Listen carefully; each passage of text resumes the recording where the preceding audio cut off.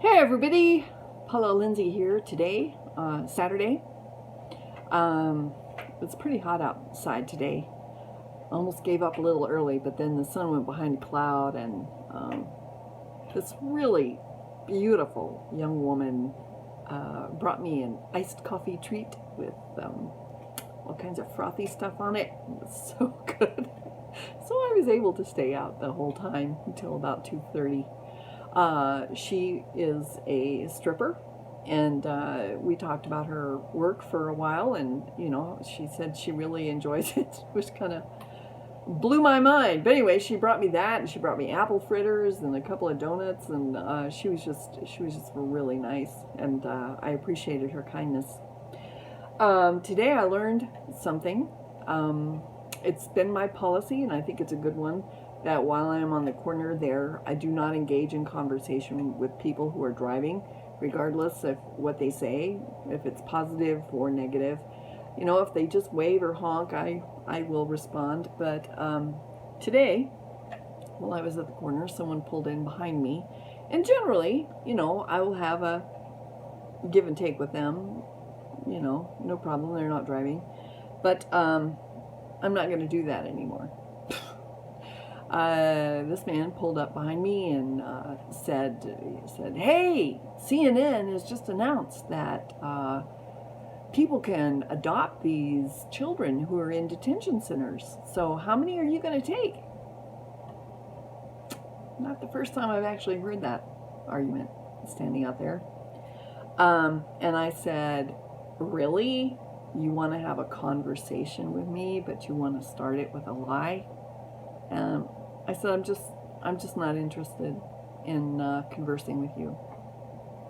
And I just turned around and went back to my sign. Then a few minutes later, somebody else pulled in there, and he was really rude and had some things that he just wanted to dump on me about. Those kids, they should be all sent back to South America. As if they just don't matter at all.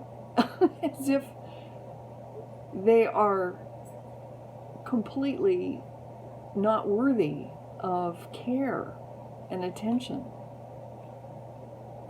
So I've decided that unless the person parks their car, gets out of their car, and comes and stands with me in the heat and the sun and the wind and the rain or whatever is going on, then I'm just not going to have a conversation with them. I'm just going to tell them it's too hard. So that's where that's at. But, today I got some thirst quencher. I got some Fanta orange. I got like 3 thingies of water. So I was pretty well cared for today, actually, besides that. On my way back to my car, I had to move my car to a different area that was a public place. And it's about 4 times further for me to walk than it was. And I have to pass this little entrance and exit to this gas station area. And there was a woman sitting there. She was eating. And I didn't know if she was coming or going or, what. So I said to her, the window was open, I said, "Are you going to go?" And she said, "Well, what does your sign say?" As if my message was going to be contingent on whether or not she was going to be considerate or rude. So I thought, well, all right. I told her, and she didn't like it. She said that these children have come here illegally, and we should be blaming their parents. And again, my point is, these are children in our custody that are being abused. That's not okay. And she didn't like what I had to say, so she charged in front of me and stormed off. And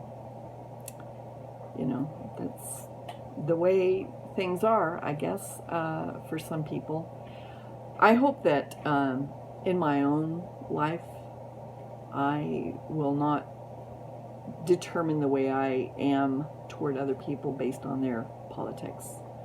I'm an idealistic person, and I always want to be able to expect the best out of other people, even when they are terrible. I always want to be able to hope that they can become better people, and that does not depend on their politics. It's hard to always keep that in mind sometimes.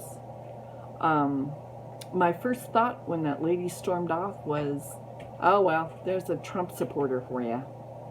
But in fact, I don't really want to believe that about people. I don't want to think that, who they support politically is going to determine how they treat everyone around them. So the only thing I can do is just make sure that I'm not like that.